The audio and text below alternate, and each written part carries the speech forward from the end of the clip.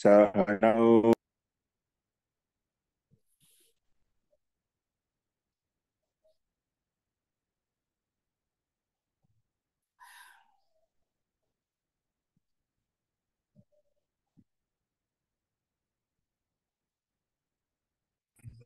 శాంతి శాంతి. సర్వేభ్యో నమః. అందరికీ నమస్కారం అండి.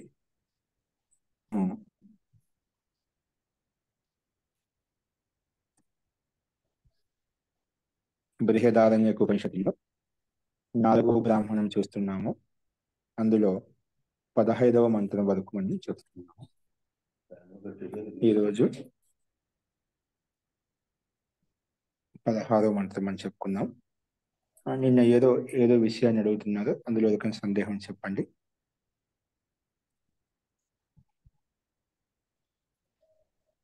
ఏమైనా సందేహం ఉందా మహోదయ? మనం త్రికాల సంధ్యా సమయాల్లో మనం ఆపత్తులు ఏవి జరగవు అన్న ఒక విషయం మీరు ఆ రోజు చెప్పినందుకు ఏదో మనం కొంత విచారణ చేశాం మహోదయ.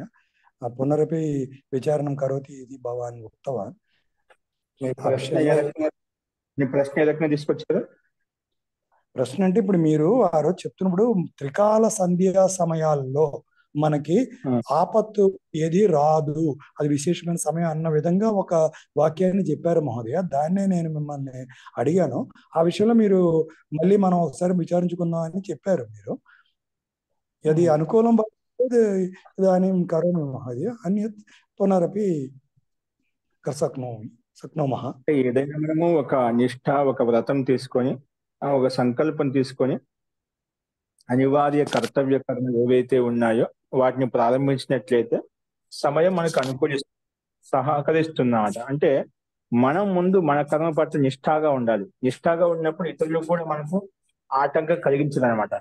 మనలో మనం చేసిన పని, ప్రారంభించిన పని ఏదైతే ఉందో మనం ఒకరోజు చేస్తూ 2-3 రోజులు అమలు ఆపేస్తూ మళ్ళీ 4-5 రోజులు కంటిన్యూ చేసి మళ్ళీ మధ్యలో ఆపి, అంటే మన దినచర్య అనేది, మన క్రమశిక్షణ అనేది అది కొంచెం ఇతరులకు నిత్య నియమానుసారంగా చేస్తున్నట్లయితే వాళ్ళు ఒక్కొక్క ప్రభావాన్ని తీసుకొస్తున్నమాట. అటువంటి నిత్య నియమంగా నిష్టానుసారంగా వెళ్తున్నా అని చెప్పి అందరూ సహకరిస్తారు, ప్రకృతి కూడా సహకరిస్తుంది.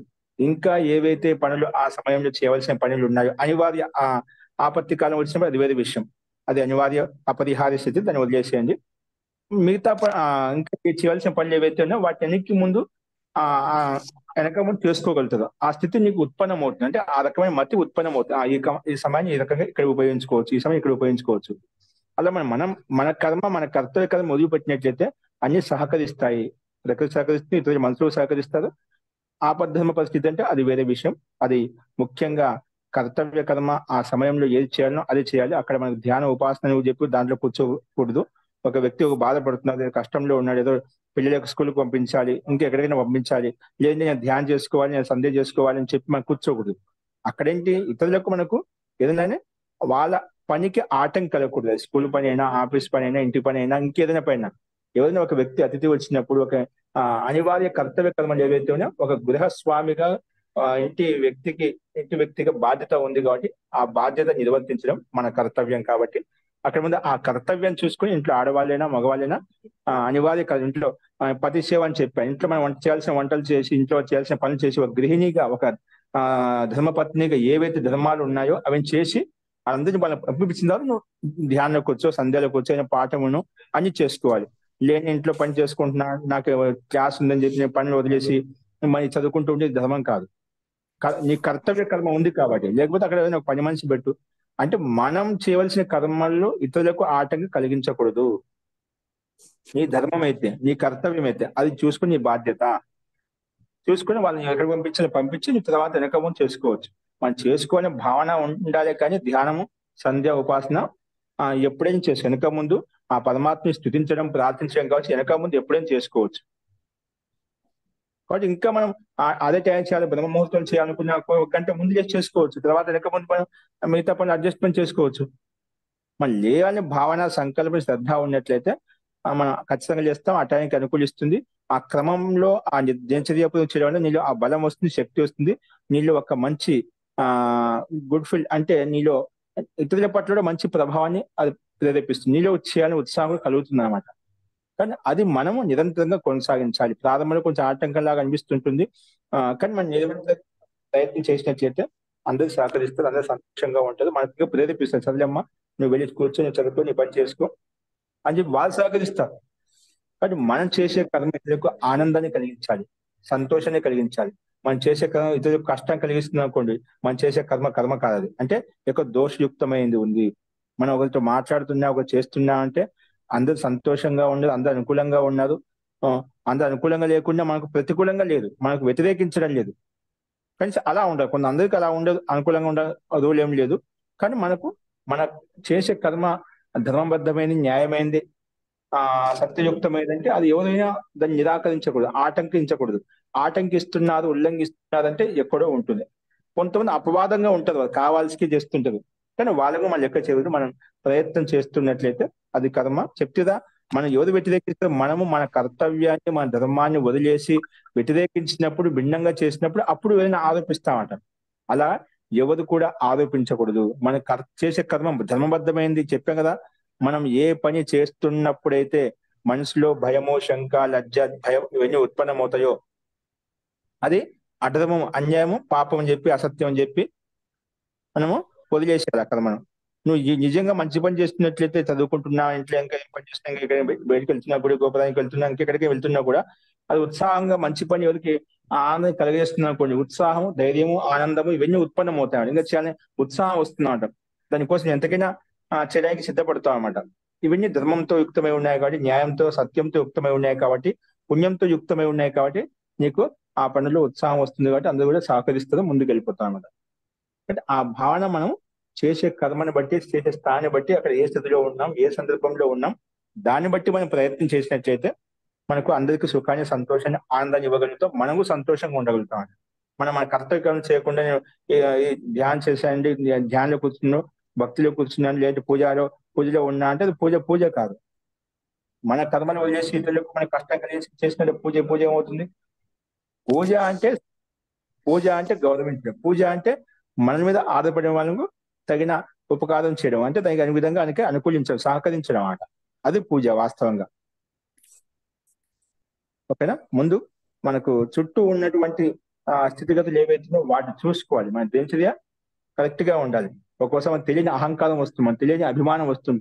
నేను ఈ పని చేస్తున్నాను, ఇటు నిరంతరంగా ఈ పుస్తకాలు చదువుతున్నా, ఇటు భక్తిలో ఉన్నాను, పూజలో ఉన్నాను, ఏదో ధ్యానం చేస్తాను, మిగతా ధ్యానం చేయడం లేదు, ఇదంతా ఏదో సంసారంలో ఉన్నది, నేను అంత ఆధ్యాత్మిక ఓతపోతలో ఉన్నాను అని చెప్పి ఒక తెలియని మిథ్యా అభిమానం వస్తుంది మనకు. అలా చేస్తున్నాం అని చెప్పి మనకు లేశం మాత్రం మనకు అనిపించదు.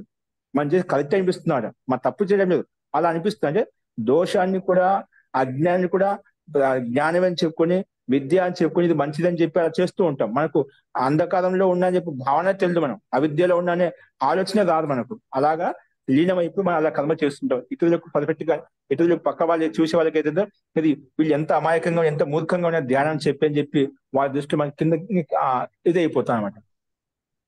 నిజంగా మనం చేసే కర్మ వ్యవస్థితంగా ఉన్నట్లయితే అందరికి ఉత్సాహాన్ని ఇవ్వాలి. ఆ ఉత్సాహాన్ని రోజు మనకు వ్యతిరేకిస్తున్నా అంటే ఏంటి? అక్కడ వ్యతిరేకిస్తున్నా అంటే మనలో ఎక్కడో కర్మ లోపం ఉంది. ఇప్పుడు మనకు సంబంధమైన వాళ్ళే మనతో మాట్లాడతారు, సంబంధంగా లేని వాళ్ళు మనతో మాట్లాడరు కదా. కాబట్టి మనం వాళ్ళకి ఎవరికైతే అధికారం ఇచ్చారో, మనకు అధికారం ఉందో వాళ్ళకి మాత్రం చెప్తున్నారు కాబట్టి మనం చేయాలి అనమాట. అది మన డ్యూటీ కాబట్టి ఖచ్చితంగా. కాబట్టి ఎవరు ఏ స్థితిలో ఉన్నారో ముందు ఆ పని చేసుకోవాలి. చేయనట్లయితే మనం ఏం చేసినా అది వ్యర్థం అవుతుంది, దానివల్ల లాభం ఉండదు అనమాట. ఓకేనా? మనం చేసే పని మనకు ఉత్సాహాన్ని ఇవ్వాలి, ఆనందాన్ని ఇవ్వాలి, కానీ కష్టాన్ని ఇవ్వకూడదు. లేచినాచి పడుకునే వీళ్ళు వాళ్ళు ఎట్లా వాళ్ళు నాకు పెట్టేది, వాళ్ళు నన్ను ఇబ్బంది పెడుతున్నారని ఉండకూడదు. ఇబ్బంది పెడుతున్నా అంటే మనం కూడా వాళ్ళకి ఇబ్బంది కలిగేస్తున్నాం అంట. మనము ఎలా చేస్తే తిరిగి అలాగే వస్తున్నాం అంట. మనకు ఒక సంతోషం ఇచ్చినప్పుడు, కొన్ని కష్టపడిన వాళ్ళు మనకి సంతోషాన్ని ఇస్తారు. ఎప్పుడైనా నువ్వు మన వైపు నుంచి ఇవ్వాలని ప్రయత్నించాను, వాళ్ళు ఇస్తే నేను ఇస్తాను అనుకోవద్దు. చాలా మందికి ఇక్కడ అహంకార అభిమానం ఏమంటూ ఉంటే భార్య భర్తల మధ్య కావచ్చు, ఇంకా ఆ ఆ, ఇంటి పక్కన పరస్పరం ఉండి దగ్గర ఉండే వాళ్ళు కావచ్చు, సంబంధికులు కావచ్చు, వాళ్ళు వస్తే నేను వెళ్తా అండి, వాళ్ళు మాట్లాడితే నేను మాట్లాడతా అండి అని ఒకటి అభిమానంలో ఉంటామంట, అహంకారంలో ఉంటాం ఒక్కోసారి. సరే, ఏదో ఒకరు తగ్గదంట, తగ్గినంత మాత్రం వ్యక్తికి విలువ తగ్గిపోదు. ఒకసారి రెండుసార్లు చూస్తాము, మూడు సార్లు బట్టి వదిలేస్తాం అంతే. కానీ ముందు అడుగు పెట్టేంత మాత్రం మనం ఓడిపోయాం, మనం ఏదో వాళ్ళకేం తక్కువ అయిపోయాం, వాళ్ళకు లేని వాళ్ళని అయిపోయాం కావు. మనం ఒక అనుబంధం ఉండాలి, ఒక ప్రేమ ఉండాలి, ప్రీతి అనురాగం ఉండాలి, ప్రీతి అనురాగం ఉండాలి. కాబట్టి ఆ భావన ఉన్నట్లయితే మనకు పరస్పరం ప్రేమానురాగాలు పెరుగుతాయన్నమాట. ఆనందంగా ఉండగలుగుతాం, సంతోషంగా ఉండగలుగుతాం, ఒకరికి ఒకరికి సహాయం చేసుకోగలుగుతాం. ఎందుకంటే ఈ సమాజం అనేది, ఈ సంసారం అనేది ఒకరికి పరస్పర స్నేహ సహయోగ సహకారంతో మనం సంతోషంగా ఉండగలుగుతాం. నేను ఒక్కరిని కదండి, నాకు అన్ని తెలుసు, నాకు విద్య వచ్చు, నాకు చదువచ్చు, నేను ఏం చెప్పుకోగలుగుతా, ఏం చేయగలుగుతాను, నాకు ఒకరి మీద ఆధారపడాల్సిన అవసరమే ఉంది, నా బతుకు నేను బతికేస్తాను, నా డబ్బులు నేను సంపాదించుకుంటాను, అలా ఉండకూడదు. సంబంధంలో పరస్పరం ప్రేమాన్ని దాగానే మన డబ్బుతో కొంచెం ప్రేమాన్ని దాగానే సంబంధాలు అని చెప్పి మనం అది బలవంతంగా చేసుకుంటూ వచ్చేది కాదు. స్నేహమైన జీవితం, స్నేహమైన అటువంటి ఆప్యాయత ఉన్నప్పుడే మనకు అది ఆనందాన్ని కలిగిస్తున్నాడు. మనం ఒక్కరి ఆనందం ఏముండగలుగుతామండి? పరమాత్మ ఆనంద స్వరూపుడు. ఏంటి? పరమాత్మ ఆ అన్ని రకాల శక్తివంతుడు, జ్ఞానవంతుడు, అన్ని రకాల గుణాలు ఉన్నాయి అతనిలో. ఇప్పుడు అన్ని రకాల గుణాలతో ఆయన కోసం ఇవి. నాలో ఏ గుణాలు అయితే ఉన్నాయి, వ్యాపకత్వం ఉందో, ఆనంద స్వరూపం ఉందో, అలాగే శాంతి ఉందో, సుఖం ఉందో, ఇవన్నీ ఏవైతే అంత జ్ఞానం ఉందో, ఇవి ఇతరులకు పంచిపెట్టి అన్ని ఆత్మకు ఇవ్వాలి. ఇవ్వడం కూడా తపన పడుతున్నాయని. మన దగ్గర ఒకటి ఉందంటే అది ఇతరులకు ఇవ్వాలి. ఇచ్చినప్పుడు అది ఆనందాన్ని ఇస్తుంది. ఇతరులు కూడా ఆనందం, ఇతరులు సంతోషంగా ఉన్నప్పుడు సంతోషంగా ఉండగలుగుతాం. ఇతరుల యొక్క ఆనందమే మన ఆనందం. ఇతరులు ఇంట్లోకి బాధపడుతుంది, దుఃఖపడుతుంది, ఆనందంగా ఉంటుంది, ఆనందంగా ఉండదు, అది ఆనందమే కాదు. ఇంట్లో మంచి శిష్టు భోజనం తయారు చేశాము, అది ఒక్కటి తింటున్నాం అంటే ఆనందం అవుతుంది. పక్కవాడు తిన్నప్పుడే అది వాడు ఆనందపడినప్పుడే మనం ఆనందపడినట్టు. అట్లా ఏదైనా విషయం కావచ్చు, అట్లా మనం చేసే పని అనేది అందరిని పంచుకుంటూ, అందరిని కలుపుకుంటూ చేసినట్లయితే, అందరితో వెళ్ళినట్లయితే అది నీకు సంతోషాన్ని ఇస్తుంది. అలా చేయాలి. అలా చేసినప్పుడే నీకు ఆనందం కూడా కలుగుతున్నమాట. దానివల్ల పరస్పర సహయోగం కూడా ఉంటుంది. అటువంటి వ్యక్తికి దేవతలు కూడా అందరు సహకరిస్తారు. అందరి వాడు కావాలి. మనకు రాముడు అంటే వాడు గొప్పవాడు చూసే మనకు దేశం అంతా రామరాజ్యం ఎలా ఉండే అంటే, ఆయన ఒక మాట చెప్తేనే మన ఇతరులు వ్యతిరేకించేవాళ్ళు కాదు. ఎందుకంటే ఆయన చేసే ప్రతి కర్మలు కూడా ఎలా ఉంటుందంటే ఎవరు ఉల్లంఘించే వాళ్ళు కాదంట. అంటే కర్మ చేసేవాళ్ళు. అంటే ఆ రకంగా ఎవరికి వ్యతిరేక వ్యక్తి కూడా, శత్రువు కూడా ఈ చేసే కర్మ వ్యతిరేకము, స్వార్థం చూసిన భావన ఉత్పన్నమైన న్యాయబద్ధంగా, ధర్మబద్ధంగా ఉండేదన్నమాట. అలాగా మనం కర్మలు చేయాలి. కర్తవ్య కర్మలు చేసినట్లయితే మనం కూడా సంతోషంగా ఉండగలుగుతాం అన్నమాట. అందుకే అటువంటి వ్యక్తికి మన కర్మలు చేస్తున్నది అన్ని కాలం సహకరిస్తుంది, ప్రకృతి సహకరిస్తుంది, అలాగే వ్యక్తులు సహకరిస్తారు, అందరూ కూడా సహకరిస్తారు. నీకు ఆటంకం రాదు. నిజంగా మనం చేయాలని భావనతో యుక్తమే ఉంటుంది. ఒక్కోసారి వస్తుంటుంది ఆపద్ధర్మ పరిస్థితి అని చెప్పి, అది ఎవరికైనా రావచ్చు. కాబట్టి అటువంటి సమయంలో చేయాలని భావన చేయడం, కర్మ చేయడం ముఖ్యం అంట. సంధ్య చేయడం ముఖ్యం, అది వెనక చేస్తాం ముందు చేస్తాను కాదు. కానీ ఒక సమయం ప్రకారం వెళ్ళామనుకోండి, త్వరగా అయిపోతుంది. అది ఇంకా మనకు ఆ ఆ సమయాన్ని ఇంకా ఎక్కువగా ఉపయోగించుకోవచ్చు. ఆపద్ధర్మ పరిస్థితులు ఎప్పుడు వస్తాయి కానీ ఎప్పుడు అలా ఉండవన్నమాట. కానీ అది కూడా మనం ఒక సమయం నిర్ధారించుకునేటట్టు అది కూడా మనం దాని అనుగుణంగా చేసుకోవచ్చు. ఇప్పుడు గుర్తుపెట్టుకొని ఏదైనా ప్రారంభించాలంటే సమయం ఎప్పుడు దొరకదు. జీవితాంతం అనుకుంటాం, ఇది అయిపోతే చేస్తా అండి, ఇది అయిపోతే ఇది మొదలు పెట్టుకుంటా అండి, ఇది అయిపోతే నేను ధ్యానం చేయడం మొదలుపెట్టి, ఇదైతే పుస్తకం చదువుతాను, ఇదైతే ఇంకేం చేస్తాను అనుకుంటుంటాం, వాయిదాలు వేసుకుంటూ పోతాం. అంటే ఏదో ఒకటి జీవితాంతం మనిషి పుట్టాక ఏదో ఒకటి కర్మ ఉండనే ఉంటుంది. మనిషి అనేవాడు ఖాళీగా ఉండడు, ముదుకుడు కూడా ఖాళీగా ఉండడు. అంటే వాడు ఏదో పిచ్చి పని చేస్తూ ఉంటాడు అనమాట. అంటే బుద్ధిమంతులు, జ్ఞానవంతులు మనం ఎందుకు అట్లా ఖాళీగా ఉంటాం? ఖాళీగా ఉండి వ్యర్థంగా సమయం ఇది చేసినట్లయితే వాడిని మించినటువంటి ఆ దురదృష్టవంతులు దేవుడు ఉండడు అనమాట. ఇంత సమయాన్ని, అమూల్యమైన సమయాన్ని తీసుకొని మనం కాలక్షేపం, తినడం, తాగడం, పడుకోవడంలో కాలక్షేపం చేస్తున్నాం అనుకోండి, అది మనం జీవితాన్ని వ్యర్థం చేసుకుంటున్నాం అన్నమాట. అంటే తర్వాత బాధపడాల్సి ఉంటుంది అన్నమాట. సరే, ఈ జన్మలో ఏదో కొంచెం ప్రారంభం వల్ల ఉండొచ్చు, అలాగా అన్ని రకాల ఐశ్వర్య భోగాలు అనుభవించవచ్చు. కానీ అది శాశ్వతం కాదు. అది కొన్ని రోజుల వరకు ఉంటుంది. ఏవి కూడా నువ్వు ఖాళీగా ఏ కర్మ చేయకుండా ఉన్నట్లయితే అది నీకు సంతోషాన్ని ఇవ్వదన్నమాట. కానీ మన కర్తవ్య కర్మలు చేసుకుంటూ మనం నిరంతరంగా ఏదో ఒక పని లీనమై ఉంటేనే అది నీకు ఆనందాన్ని ఇస్తుంది. కాబట్టి అలాగా మనం ఆలోచించి విచారించి కర్మలు చేసినట్లయితే, అందరం కలుపుకుంటూ చేసినట్లయితే మనకు నిత్యానందం కలుగుతుందన్నమాట. దానికోసం మనం ప్రయత్నం చేయాలి. కాబట్టి ముందు మీరు మీ కర్తవ్యం ఎవరు ఏ ధర్మం, బ్రాహ్మణ కర్తవ్యం ఏదైతే ఉందో, క్షత్రియుడికి క్షత్రియ కర్తవ్యం ఏదైతే ఉందో, వైశ్యుని యొక్క కర్తవ్యం ఏదైతే ఉందో, అలాగే శూద్రుని యొక్క కర్తవ్యం ఏదైతే ఉందో, ఇప్పుడు వర్తమానాలు ఇవన్నీ వర్తమానాలు మనం ఆలోచించడమే కాబట్టి ప్రతి వ్యక్తికి ఏదో ఒక వృత్తిలో ఉన్నాడనమాట. అది ఏదైనా కావచ్చు, కుటుంబాన్ని పోషించడంలో కావచ్చు, ఏదైనా అధ్యాపక వృత్తిలో కావచ్చు, ఇంకేదైనా వ్యాపార వృత్తిలో కావచ్చు, ఎవరు ఏ వృత్తిలో ఉన్నా ఆ వృత్తి పట్ల ఆ బాధ్యతాయుక్తంగా ఉంటూ దాయత్వంగా ఉంటూ మన ఆ కర్మను సక్రమంగా నిర్వర్తించడం. మన ధర్మబద్ధంగా న్యాయబద్ధంగా వెళ్ళినట్లయితే భగవంతుడి ధర్మో రక్షిత రక్షిత అంటాం కదా, అది వాస్తవంగా అందరూ దాన్ని ఆస్వాదించలేదు. నిజంగా దాన్ని అరకం జీవించినట్లయితే దాంట్లో వచ్చే ఆనందం, శాంతికి మనం కోట్లున్నా దాన్ని సంపాదించలేము అంట. చాలా మంది కోట్లు మెడల్లో ఉన్నా అని చెప్పి అలా కోట్లలో మెడల్లో ఉండే వ్యక్తిని చూడి అడగని ఎలాంటి శాంతి ఉంది అతనికి. మనశ్శాంతి లేదు. మనం అనుకుంటే శాంతి ఉంది అనుకుంటే గాడి బంగ్లా పెద్ద మకాన్లు ఉన్నంత మాత్రం శాంతి దొరకదండి. శాంతి అనేది మనలో ఉంటుంది. శాంతి మనలో ఆంతరికంగా ఉంటూ వచ్చేదన్నమాట. కాబట్టి మనం మన కర్తవ్య కర్మలు ధర్మబద్ధంగా వెళ్ళినట్లయితే దానివల్ల వచ్చే ఆనందము అది మనం కోట్లలో ఉంటుందన్నమాట. దాన్ని మాపడం చేయలేమన్నమాట. అంత ఆనందం ఇస్తున్నాడు. ఎంత చేసినా మనం ఏ కర్మ చేసినా ఎందుకోసం చేస్తామండి? సుఖంగా, సంతోషంగా, శాంతియుక్తంగా ఉండడం కోసమే. నువ్వు ఎంత డబ్బున్నా, ఎంత ఐశ్వర్యం ఉన్నా నీకు ఆ శాంతి లేకపోతే నువ్వు రోగగ్రస్తంగా ఉన్నావు. టీవీ పేషెంట్వి, షుగర్ పేషెంట్వి, అన్ని రకాల ఏదో జబ్బులు ఉన్నాయి, రోగాలు ఉన్నాయి. ఎన్ని ఉంటే ఏమవుతుందండి? ఉదయం లేచి కరెక్ట్ టైంకి మనం ఏదో తినలేకుండా, ఏ తినాలన్నా స్వీట్ మటన్ తినాలన్నా కూడా ఏదో షుగర్ భయం ఉంటుంది. ఇంకేదైనా తినాలన్నా కూడా దాంట్లో కొలెస్ట్రాల్ పెరిగిపోతుంది. అన్ని మనకు ప్రత్యంగాత్మకంగా ఉంటాయి. ఎంత డబ్బు ఉంటే ఏమవుతుంది? మనకు సరిగ్గా మనం చేసుకున్న పదార్థాలు మనం తినలేనప్పుడు, మన శరీరం మనకు సహకరించినప్పుడు ఎన్ని డబ్బులు ఉంటే ఏమవుతుంది? రోజు మన టాబ్లెట్తో కడుపు నింపేసుకుంటున్నాం, ఆనందంగా ఉంటుంది అనుకుంటున్నాం. అంటే అట్లా మనం కర్మను వదిలేసాం కాబట్టి అన్ని వికారంగా ఉత్పన్నమయ్యాయి. అందుకే ప్రతి ఒక్కరు కూడా మనం లేచి మనం శరీరం పట్ల కూడా దృష్టి ఉంచాలన్నమాట. మన శరీరం మనకు ఆరోగ్యంగా ఉన్నట్లయితే మిగతా కర్మలు కూడా మనం చేయగలుగుతాం. శరీర మాధ్యం కలు ధర్మ సాధనం అంటాం. శరీరం ఉన్నట్లయితే మనం ధర్మ కర్మలు, క్రియాకలాపాలు చేయగలుగుతాం. ఆ శరీరం సరిగా లేనప్పుడు ఏమేస్తామంటే మనం ఏం కర్మలు చేయలేమంట. అందుకే ఉదయం లేగానే మన శరీరం పట్ల చేయాల్సిన కర్తవ్య కర్మలు వాటిని సరిగా చూసుకోవాలి. ఆరోగ్యంగా ఉంచుకోవడానికి చేయాల్సిన కర్తవ్య కర్మలు అయితే వ్యాయామం కావచ్చు, ఇంకేమైనా యోగాసనాలు కావచ్చు. అలాగే కొంచెం శరీరానికి కూడా మనకి సమయం ఇవ్వాలి. అప్పుడు మనం ఏదైనా కానీ ముందుకు తీసుకెళ్ళగలుగుతాం, ఏదైనా కర్మలు చేయగలుగుతాం. ఆరోగ్యంగా ఉంటే వ్యక్తి ఏదైనా చేయగలుగుతాడు. ఆరోగ్యంగా లేనప్పుడు ఎన్ని చేసినా అది ఆయనకి మనసులో ఉత్సాహం ఉండదు అన్నమాట. స్వస్థంగా ఆరోగ్యంగా ఉండే వ్యక్తే ఏ కర్మ అయినా ఎటువంటి పెద్ద కార్యాన్ని కూడా చేయగలుగుతాడు అన్నమాట. అంటే అటువంటి ఉన్నతమైనటువంటి కార్యాలు, శ్రేష్టమైన కార్యాలు ఏవైతే ఉన్నాయో వాటిని చేయడానికి ముందుకు వస్తాడు అన్నమాట. లేకపోతే సహకరించినప్పుడు ఏమవుతుందంటే అన్ని వ్యక్తి వ్యతిరేకంగా, లేదంటే నకారాత్మకంగా ఆలోచించిన ఈ పని చేయలేను, ఈ శక్తి నా దగ్గర లేదు, లేదంటే అంటే ముందడుగు ఉండదు అన్నమాట. ఆ వ్యక్తి ఎప్పుడు వెనకనే ఉంటాడు అన్నమాట. జీవితంలో ముందుకు రాలేడు.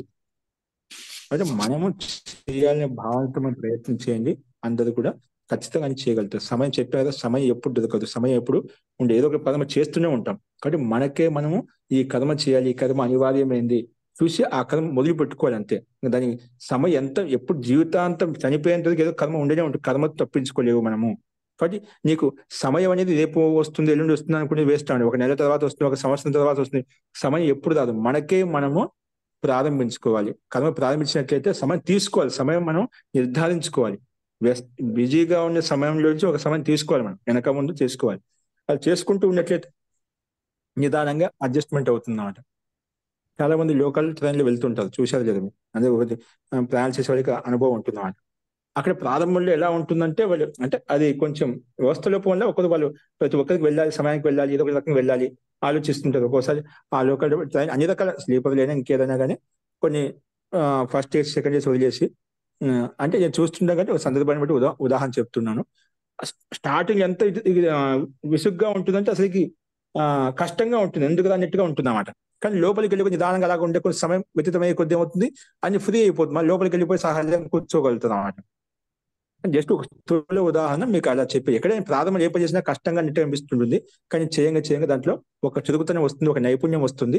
అలాగని మనం ముందు చేసుకోగలుగుతాం. మన ప్రారంభంలో కష్టం అని చెప్పి చేసినట్లయితే అది మనకు ఇంకా జీవితంలో ఎదుగు పని కూడా మనకు అన్ని కష్టంగానే ఉంటాయి. ఏది సులభంగా ఉండదు అన్నమాట. కష్టంతో కూడుకున్న పనిలోనే ఆనందం. కష్టం లేకుండా ఆ పని ఏమవుతుంది? పని కష్టంగా ఉంది, చేయాల్సిన మనం పరిశ్రమ చేయాలి. కష్టం ఏది కాదు, అసాధ్యం ఏది కాదు. అసాధ్యమైన పనులు చేయమని చెప్పి పరమాత్ముడు ఏది మనకు నిర్దేశించలేదు. అటువంటి కర్మలేమి సృష్టి మీద బ్రహ్మాండం మీద సృష్టించలేదు. సాధ్యమైన పనులు ప్రతి మానవుడు చేయవలసిన పనులు ఏవైతే చేయగలుగుతాడో ఆ పనులు మాత్రమే. అది ఏదైనా కానీ మానవునికి అసాధ్యం కానిదంటూ ఏది లేదు. అన్ని సాధ్యమైనటువంటి పనులే. అన్ని అది ఏదైనా విద్య కావచ్చు, ఇంకేదైనా కర్మ కావచ్చు, ప్రతి పనిని చేయగలుగుతాడు. ఆ శక్తి, ఆ సామర్థ్యం ప్రతి మానవుడికి ఉంది. కాకపోతే మనం చేయాలి, తెలుసుకోవాలి అని జిజ్ఞాస భావనలో ఉన్నట్లయితే ఖచ్చితంగా తెలుసుకుంటుంది, సందేహం లేదన్నమాట. అలాగా సమయం ఎప్పుడు దొరకదు కాబట్టి మనకే మనం నిర్ధారించుకొని కర్మ ప్రారంభించాలి. కర్మ ప్రారంభించినట్లయితే మనకు అది అది నిరంతరంగా ప్రారంభించినట్లయితే బాలకులైనా, విద్యార్థులైనా, ఇంకా పెద్దవాళ్ళైనా, గృహస్థులైనా, ఒక వ్యాపారస్తులైనా పని చేయాలి అంతే. మొదలు పెట్టుకోవాలి, సమయం తీసుకోవాలి అంతే. అలా చేయగా నిదానంగా ఖచ్చితంగా అది ఒక బలం వస్తుంది, ఒక శక్తి వస్తుంది. అది నీకు ఒక బంగారు భవిష్యమైనటువంటి జీవితానికి అనుకూలంగా ఉంటుంది అనమాట. కాబట్టి ఆ రకంగా మనం ప్రయత్నించాలి. ఇప్పుడు విషయంలో ఎవరికైనా సందేహం చెప్పండి. అస్తు మహోదయ.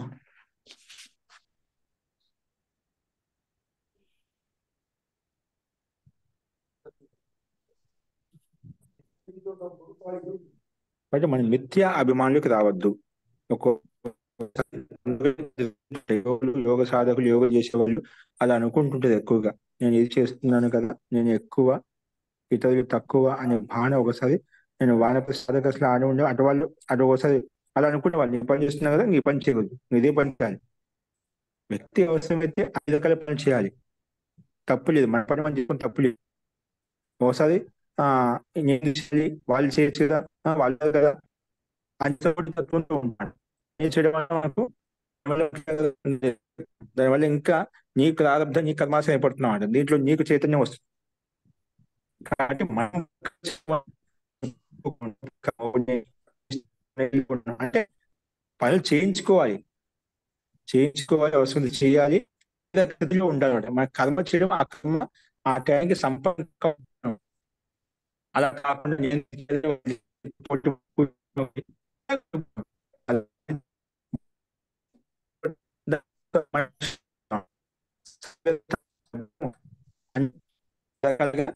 మనసులో ఒక క్షోభం కూడా ఉత్పన్నమవుతుంది, వ్యతిరేకత ఉత్పన్నమవుతాయి. కొట్టుకోవడం తప్పితే. కాబట్టి పరస్పరం ప్రేమానురాగంగానే కుటుంబంలో మనం సంతోషంగా ఉండగలుగుతాం. ఎక్కువగా ఈ సమస్యలు కుటుంబంలో వస్తుంటాయంట. సంతోషం ఉండదు, భార్యాభర్తల మధ్య కావచ్చు, పిల్లల మధ్య కావచ్చు, ఇంటి పక్కన ఉండటం, పరస్పర వ్యక్తుల మధ్య కావచ్చు, అలాంటివి ఏర్పడుతూ ఉంటాయి. ఎక్కడ పోయినా మనం అనుకూలంగా వాతావరణం క్రియేట్ చేసుకోవాలి. మనం ముందుగా ఉండాలి. మనం నేను చేస్తానే భావన ఉన్నట్లయితే అక్కడ వ్యక్తి ఎప్పుడు సంతోషంగా ఉంటాడు. వాడే చేయాలనుకుంటే అక్కడ అది పరవశం సర్వం దుఃఖం. నువ్వు ఎప్పుడు పరాధీనంగా ఉండి వాడు చేస్తాడులే, వాడు వస్తాడులే అని చెప్పి నువ్వు వాడు చేస్తా అని అన్నా అనుకోండి, అక్కడ ఇంకా ఎప్పుడు నువ్వు జీవితం సుఖంగా ఉండలేవు అంట. పరవశం దుఃఖం, పరాధీనంగా దుఃఖంగానే ఉంటావు, ఎప్పుడు సంతోషంగా ఉండలేవు అంట. నేను చేస్తాను, వాళ్ళు చేయకు నేను చేస్తాను, నీ ప్రారంభం నీ కర్మ ఏర్పడుతున్నా. ఒకసారి చేయించుకుని, 2 సార్లు చేయించుకుని, 3 సార్లు చేయించుకున్నాను, 4 అతను మనసులో భావన ఉత్పన్నం అవుతున్నాడు. నువ్వు చేసినట్టే ఆ వ్యక్తి ఎటువంటి వ్యక్తి అయినా కూడా సరే చేసుకుందాం అని చెప్పి అనుకోడు. ఎటువంటి వ్యక్తి అయినా మనిషిలో సత్య అసత్యం తెలిసే గుణం ఉండేది. అతను మనలాంటి ఆత్మస్వరూపుడు కాబట్టి, అతనిలో జ్ఞానం ఉంది కాబట్టి ఖచ్చితంగా మనిషి మారిపోతుంది. మనిషి మారకుండా ఏ ఆత్మ ఉండదు. ఎటువంటి జీవి అయినా, ఎటువంటి పాపిష్టి ఆత్మ అయినా కూడా సమయం వచ్చినప్పుడు, కాలం వచ్చినప్పుడు ప్రతి ఆత్మ మారుతుంది. ఎందుకంటే మన ప్రాథమిక ఈశావాస్య ఉపనిషత్తు చెప్పుకున్నాను. అందులో ఆత్మస్వరూపుడు, మనలో ఉండే ఆత్మ, అతనిలో ఉండే ఆత్మ సత్య అసత్యం తెలుసు, మారుతుంది. కాబట్టి అవిద్య అంధకారంలో రాగద్వేషంలో ఓతప్రోతమై ఉంది కాబట్టి వాటిని తెలుసుకోలేకపోతున్నారు, చూడలేకపోతున్నారు. వాళ్ళకు నేను చేసే తప్పు అనిపించలేమాట. అందుకే అలాగా లీనమై ఉన్నదన్నమాట. మనం చేసిన 1, 2 సార్లు, 3 సార్లు తర్వాత వెంటనే అతని ప్రభావం కలుగుతుంది. అంత చైతన్యం లేకుండా, చైతన్య జీవాత్మ అంత జడతో యుక్తమై ఉండి ఆలోచించకుండా, విచారణ లేకుండా అలాగే ఉండదు అన్నమాట. ఖచ్చితంగా మనసు మారిపోతుంది. మనం అలా ప్రయత్నం చేయాలి. వాళ్ళు చేసిన చేపి నేను చేస్తానే భావనతో ముందుకున్నట్లయితే అందరూ నీకు ముందుకు వస్తారు. వాళ్ళు కూడా మనసు మారిపోతుంది, అందరు సంతోషంగా ఉండగలుగుతున్నామని. కాబట్టి నేను చేయాలని ఎప్పుడు అనుకోవద్దు. ఓకేనా? కర్తవ్యం మనం ఉంటే ఒక మెట్టు మనం తగ్గేంత మాత్రం వాళ్ళ కింద మనం బానిసత్వం అనుకోవద్దు. కర్మ చేయడం ముఖ్యము, సంతోషంగా ఉండాలి, ప్రేమానురాగంతో ఉండాలి. అది మనం ఆ రకం ప్రయత్నం చేసుకోవాలి. అది ముఖ్యమైనది. వస్తూ ఓకే అండి.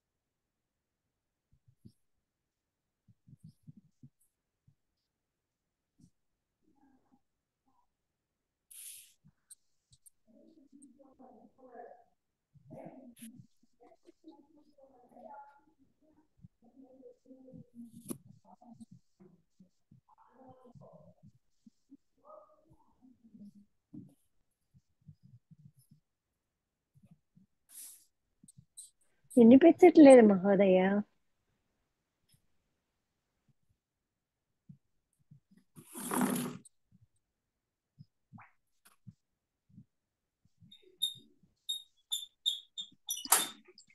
గురువు గారు లాగా ఒకటేరమ్మా. లేరుగా గురువు గారు.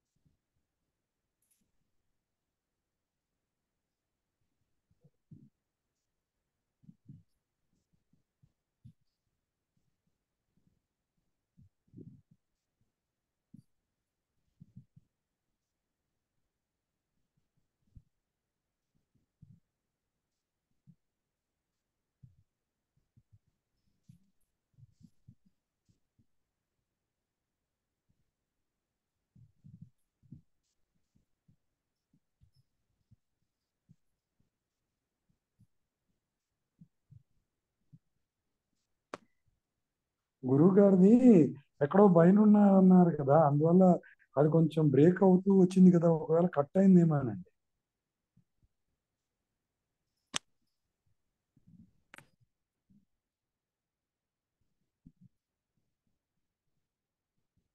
సమ్మ గారు